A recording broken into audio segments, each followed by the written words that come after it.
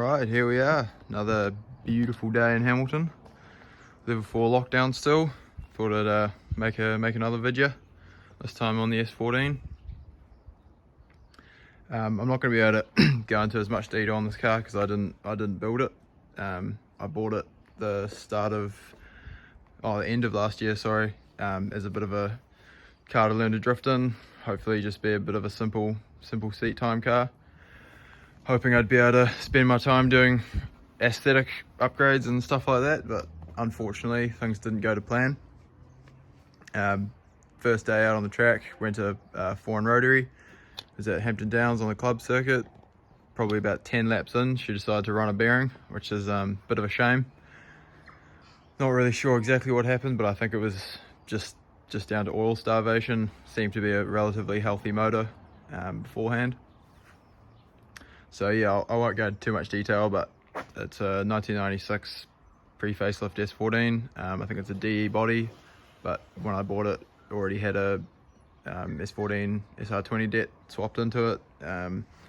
5-star, it's got C's garage, lock set up in the front, adjusties, adjustable arms, and a locky in the rear. So yeah, I'm not going to go into too much detail about all that stuff. It's pretty straightforward, but what I have ended up having to spend most of my time over the last 7 months doing was engine rebuild, and sort of went over the engine bay and tidied all that up. So I'll go over that, and had a lot of people ask me how I did the Lambo doors on it, so I'll go into that a little bit as well. Same deal with this really. I figured it'd be good to do a bit of an introduction video to the car, so when I do make some more content in the future, there's a bit of context and stuff. So when I got it, already had this motor in it, already been de-loomed a little bit. But yeah, so as I said, ran a bearing on the first track day. I'll chuck some clips in of the few laps I did get.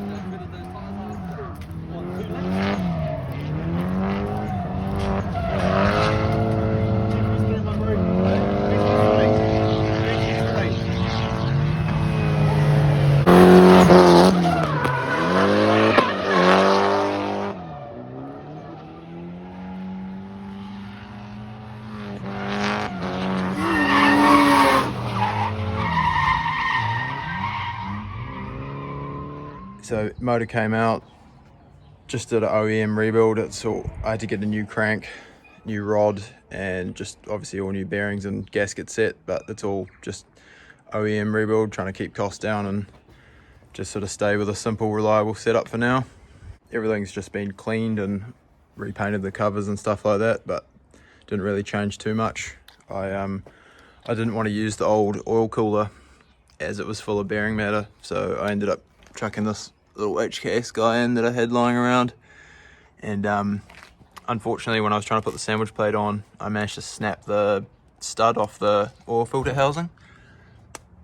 So to fix that, I've gone with this little Tomei adapter, which just deletes that filter housing, and you end up with just 2 ANs off the block, which makes it a little bit simpler, and ran that down here to a filter relocation kit, so makes those oil changes a little bit easier.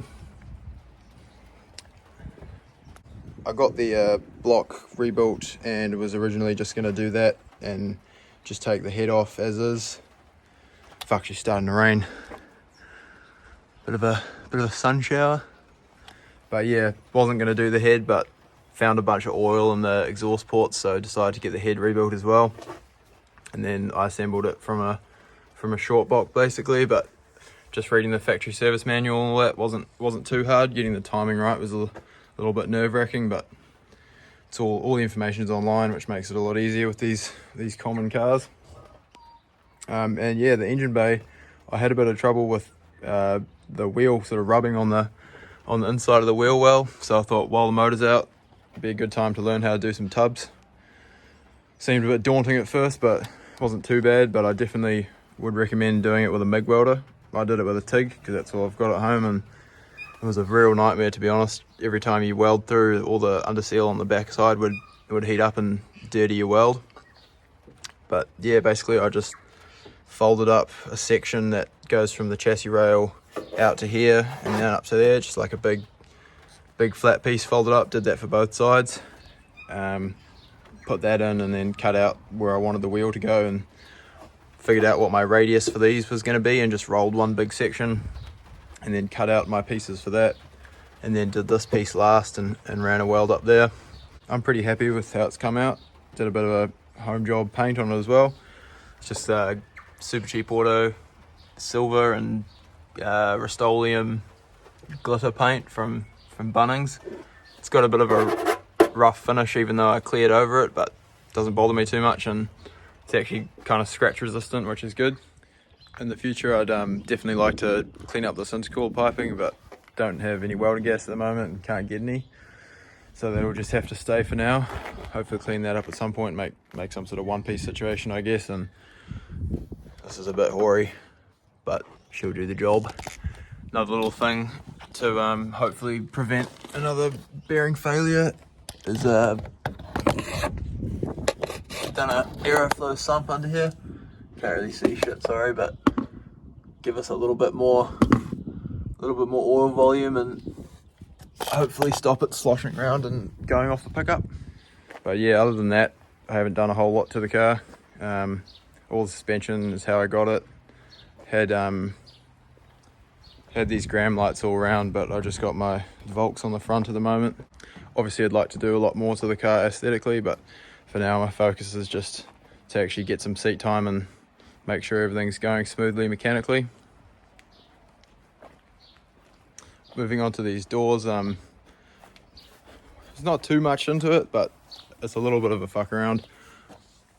I've basically seen there's two types of kits online. There's the weld-on sort of universal ones, or there's these car-specific ones, which they sell in America for ridiculous prices. But I just got this set from AliExpress, and it was a 240SX kit, and it kind of bolts on, but you have to drill out some holes to make them fit a bit easier. And obviously I've cut the guard here so that the arm has room.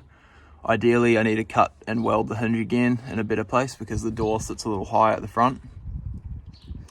And I also had to sort of bash up in here a bit so the hinge can sit flat, and they don't work perfectly.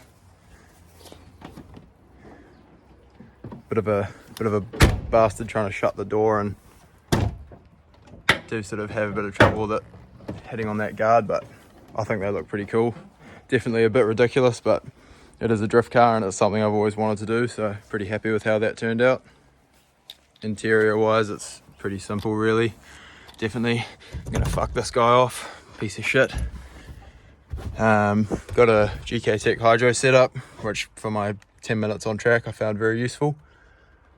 Couple of reps, had harnesses in it when I got it, but I wasn't sure about the legitimacy of them, so on the side I've just put a factory seatbelt back in and hopefully put some harnesses back in when I can get a cage in it.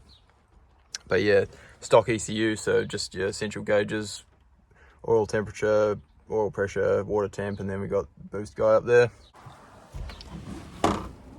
I actually went for a drive yesterday and filmed that, so I'll add that in. But it's starting to rain again today. But yeah, other than that, it's pretty simple really. Hopefully put some more content out of actually going to the track and ripping around in this thing. It's nice to have it all finally running again. It's been a bit of a nightmare really.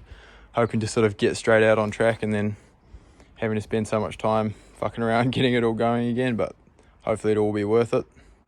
If she gives up again though, I'll definitely have to go back to the dark side of RBs. But hopefully she can prove me wrong, little guy.